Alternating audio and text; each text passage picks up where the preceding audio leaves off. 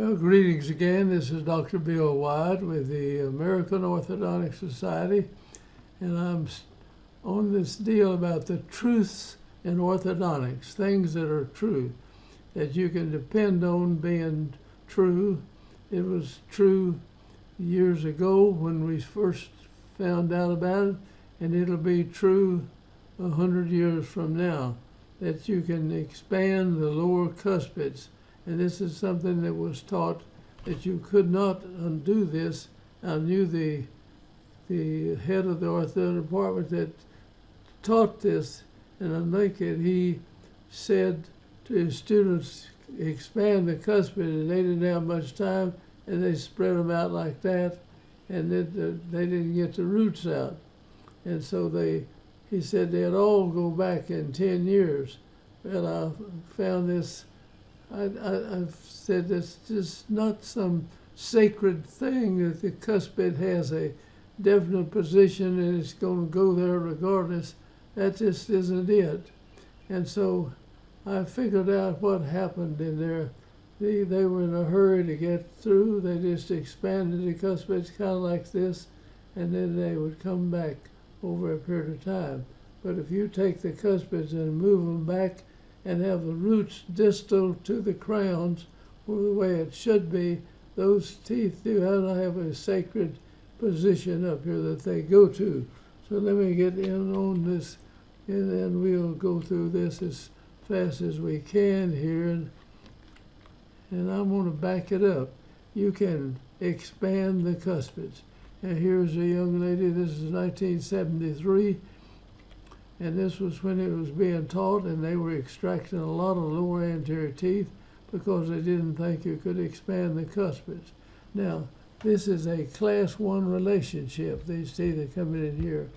And when you get out in a class 1 on one side and it's class 1 on the other side, the lower anterior teeth have to be squeezed together, ungodly crowded.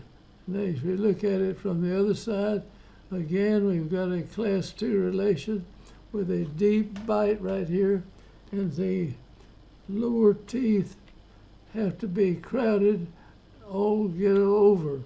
And here it is. This is the most crowded set of teeth, lower anteriors I think I've ever seen, where you put a cuspid coming up here, cuspid over here, and these 4 anterior teeth are fitting in between here.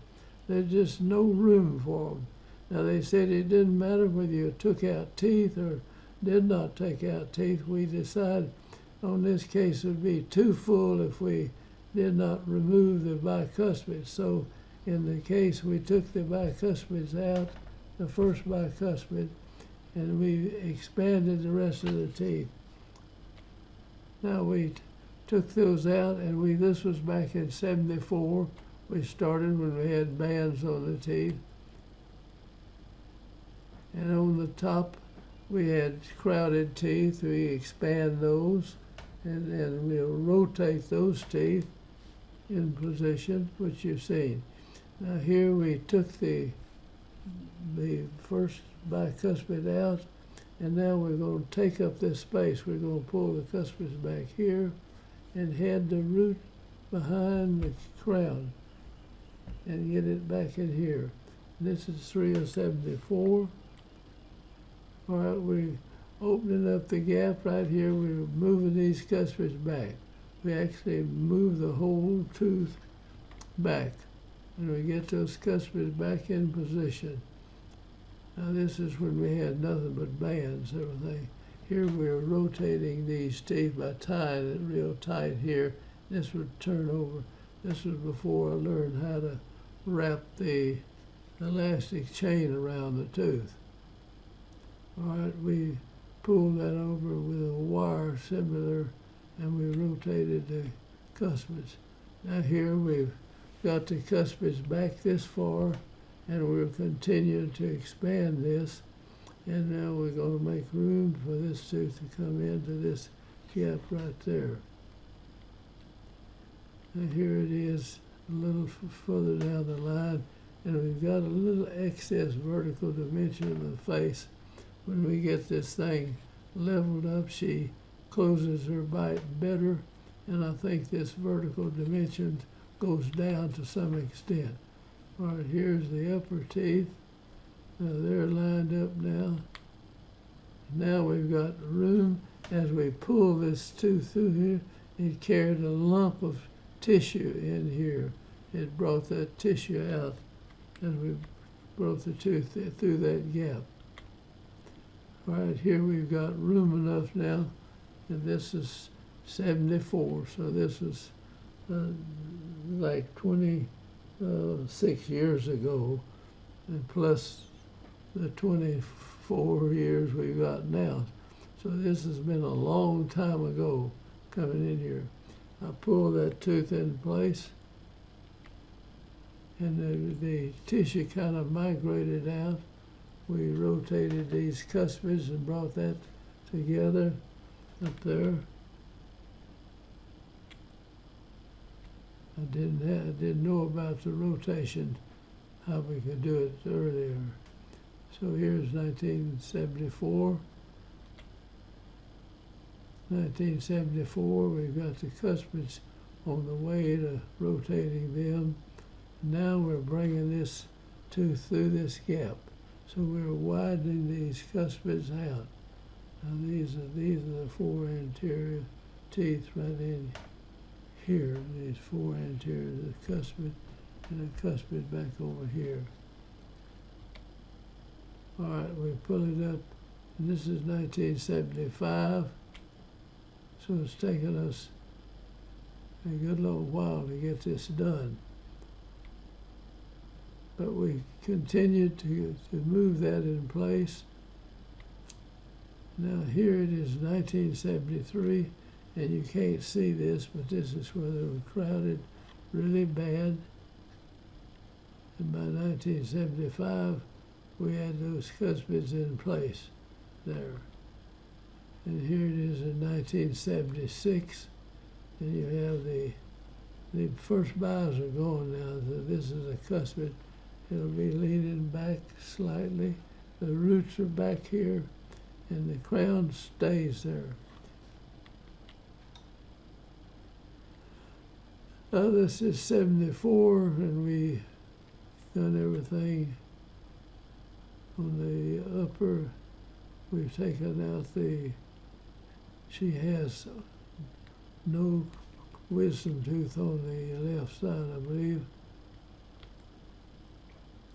Now here are the two cuspids. You see the root is tilted in that direction. We took the bias out, and then there's the teeth fitting in between here. And I waited 10 years and got this young lady back, and this was 1992. And I think we finished her up back we started in about 73 or something like that. And the teeth are still in place.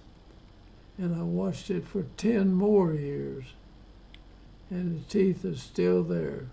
And I can tell you, if she carried those teeth to her grave, those cuspids would still be there.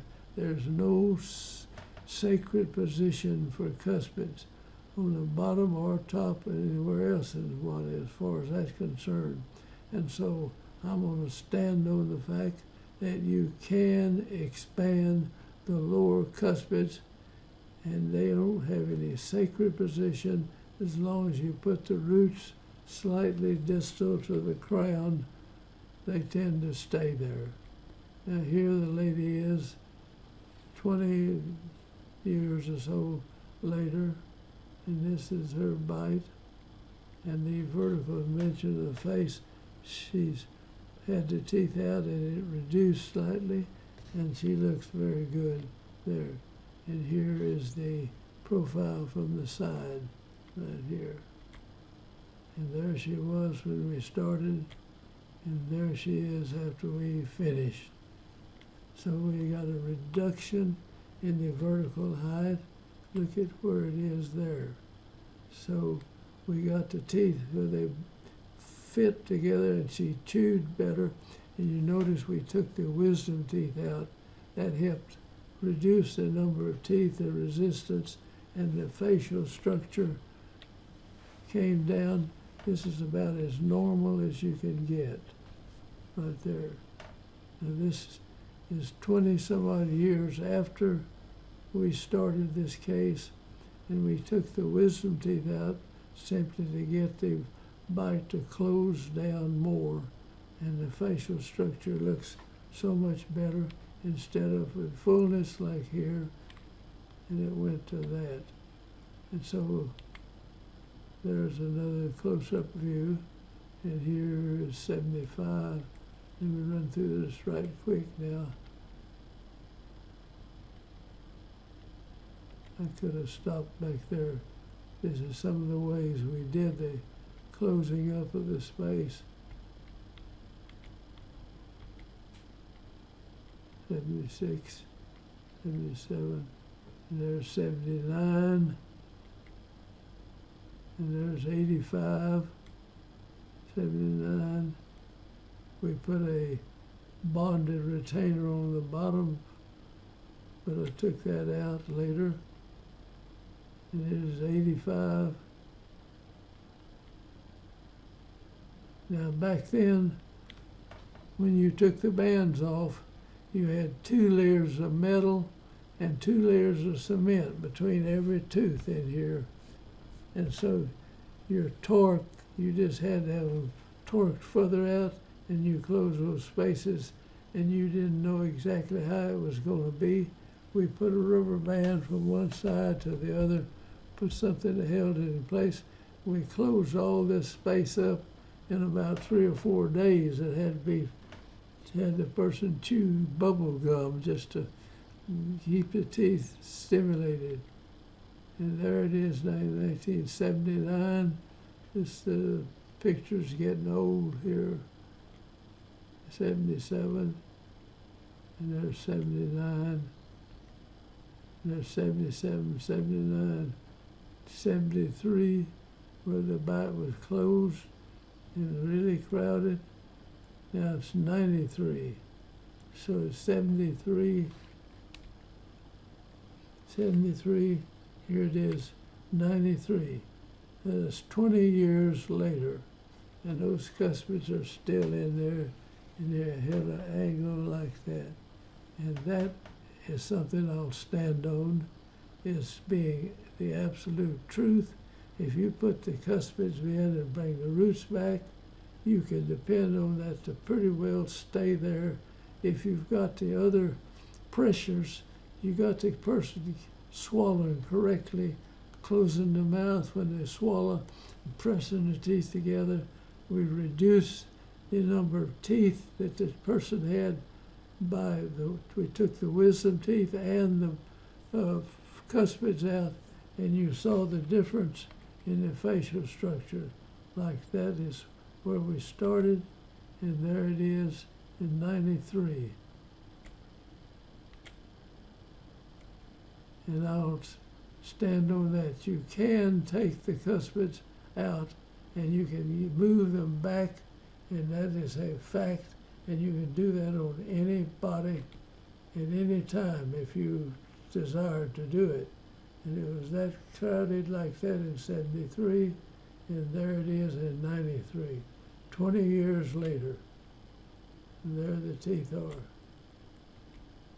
So thank you for watching, and I hope you see this, and we're going to go through orthodontics and try to come up with as many truths as I can, things that were true years ago, and they will be true 100 years from now, regardless of what people think about it.